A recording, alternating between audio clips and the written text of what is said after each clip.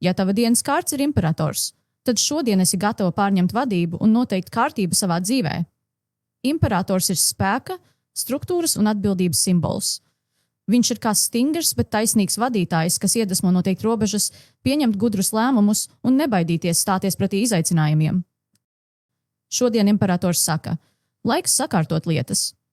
Vai tā būtu mājas kārtošana, rēķinu samaksāšana vai ilgi atlikts organizatorisks darbs, šī kārts aicina pievērsties praktiskām lietām.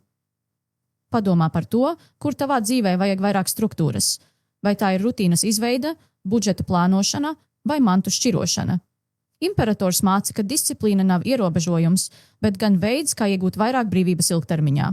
Atceries, šodien tu esi savas valstības vadītāja, tāpēc dari to ar gudrību un pacietību. Darbā imperators norāda uz stabilitātes un autoritātes nozīmi. Ja tavs projekts ir iestrēdzis vai kolektīvā valde haoss, šodien tu vari būt tā, kas ievieš skaidrību un plānu. Šī kārts aicina nebaidīties uzņemties līderību un pieņemt grūtus, bet nepieciešamus lēmumus.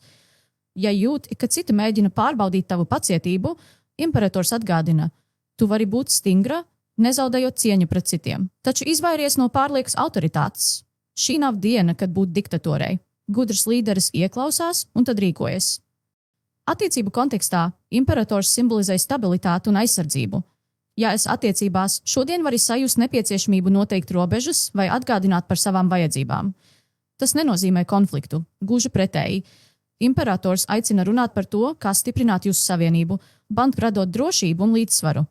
Ja esi viena, šī kārts norāda, ka stabilitāte un pašcieņa ir svarīgākās īpašības, ko meklēt partnerī. Imperators atgādina: mīlestība plaukst, kad ir skaidras robežas un savstarpēja cieņa. Emocionāli. Imperators aicina būt līdzsvarotai un neļauties impulsīvām reakcijām. Ja šodien jūties saspringta, padomā, kur tavā dzīvē pietrūkst kārtības. Tas bieži vien ir galvenais iemesls nemieram. Šī kārts mudina uz emocionālu stabilitāti un atgādina, ka tu vari kontrolēt savas emocijas, nevis ļaut tām kontrolēt tevi. Tātad, ja tava dienas kārts ir imperators, tad šodien ir diena, kad nostiprināt savas robežas, veidot struktūru un pieņemt lēmumus, kas virz uz priekšu. Imperators tev čukst. Tu esi sava dzīves plāna autore, rīkojies pārliecinoši un ar cieņu. Un, ja kāds mēģina izjaukt tavu kārtību, kā jau īsta vadītāja, tu zini, kā situāciju pavērst savā labā.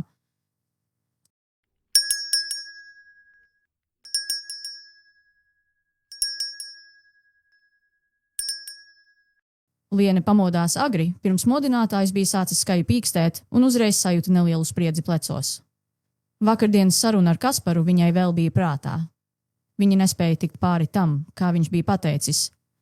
Es tomēr labāk zinu, kā rīkoties ar naudu, kad viņa ierosināja, ka varētu paņemt kopīgu kontu mājas izdevumiem. Tajā brīdī viņa apklusa, sajūtot, ka viņas viedoklis tiek nolikts malā.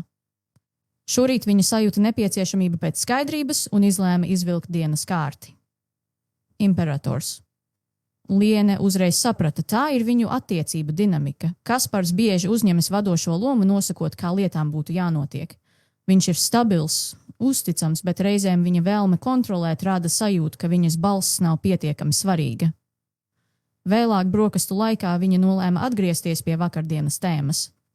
Kaspar, man liekas, ka mēs ar to kopīgo kontu varētu justies vienlīdzīgi atbildīgi par izdevumiem, viņa teica mierīgā, bet pārliecinātā balsī.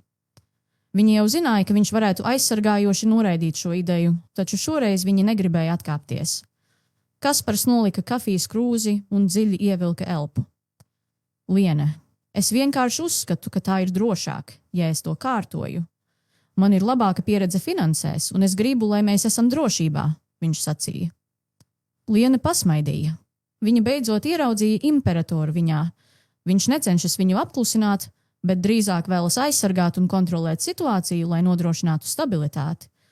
Taču viņai pašai vajadzēja atrast veidu, kā būt līdzvērtīgai šajās attiecībās. Es saprotu, ka tev svarīga ir drošība. Man arī. Bet es gribu, lai mēs to veidojam kopā, nevis tikai tu.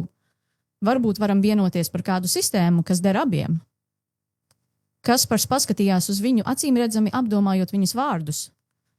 Pēc brīža viņš pamāja: labi, apskatīsim, kā to varētu izdarīt. Tajā brīdī Liene saprata, imperators viņas dzīvē nav tikai kāds, kas nosaka noteikumus. Viņš ir struktūra, stabilitāte un atbildība, bet viņa var būt daļa no tās, nevis tikai pasīvs novērotājs. Šī diena viņai atgādināja, ka attiecībās svarīgi ir ne tikai pieņemt otra dabu, bet arī atrast savu vietu tajā.